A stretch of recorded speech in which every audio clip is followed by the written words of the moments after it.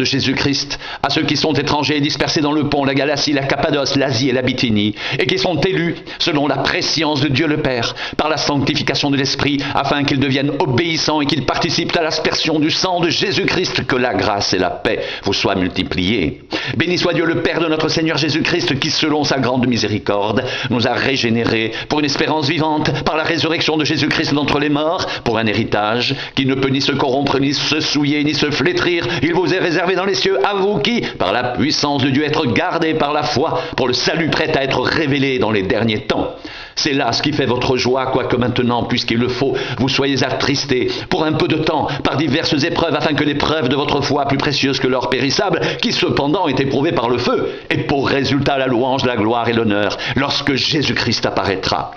Vous l'aimez sans l'avoir vu, vous croyez en lui sans le voir, vous réjouissant d'une joie merveilleuse et glorieuse, parce que vous obtiendrez le salut de vos âmes pour prix de votre foi. Les prophètes qui ont prophétisé touchant la grâce qui vous était réservée ont fait de ce salut l'objet de leurs recherches et de leurs investigations. Ils voulaient sonder l'époque et les circonstances marquées par l'Esprit de Christ qui était en eux et qui attestait d'avance les souffrances de Christ et la gloire dont elles seraient suivies.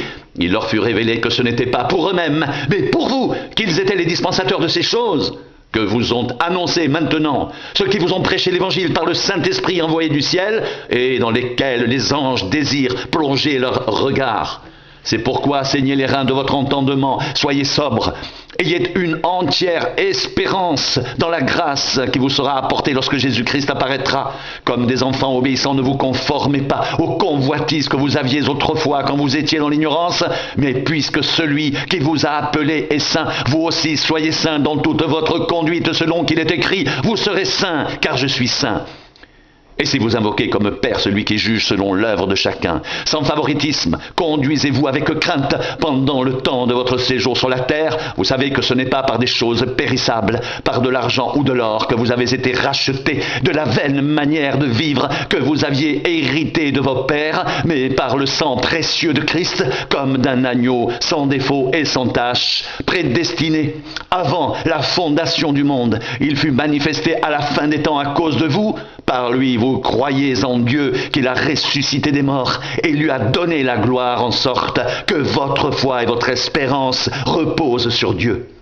Ayant purifié vos âmes, en obéissant à la vérité pour avoir un amour fraternel, sincère, aimez-vous ardemment les uns les autres de tout votre cœur, puisque vous avez été régénérés non par une semence corruptible, mais par une semence incorruptible, par la parole vivante et permanente de Dieu, car toute chair est comme l'herbe et toute sa gloire comme la fleur de l'herbe. L'herbe sèche et la fleur tombe, mais la parole du Seigneur demeure éternellement, et cette parole est celle qui vous a été annoncée par l'Évangile.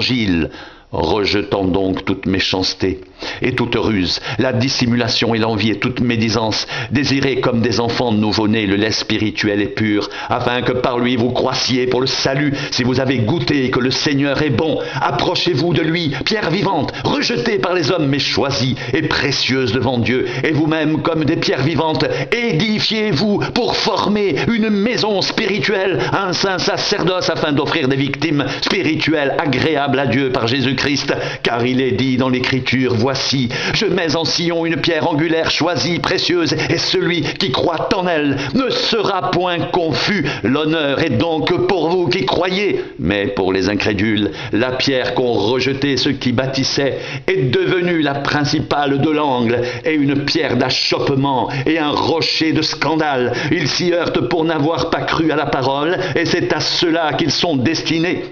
Vous, au contraire, vous êtes une race élue, un sacerdoce royal, une nation sainte, un peuple acquis, afin que vous annonciez les vertus de celui qui vous a appelé des ténèbres à son admirable lumière, vous qui autrefois n'étiez pas un peuple et qui maintenant êtes le peuple de Dieu, vous qui n'aviez pas obtenu miséricorde et qui maintenant avez obtenu miséricorde. Ainsi donc, Christ ayant souffert dans la chair, vous aussi armez-vous de la même pensée, car celui qui a souffert dans la chair en a fini avec le péché, afin de vivre non plus selon les convoitises des hommes, mais selon la volonté de Dieu, pendant le temps qui lui reste à vivre dans la chair.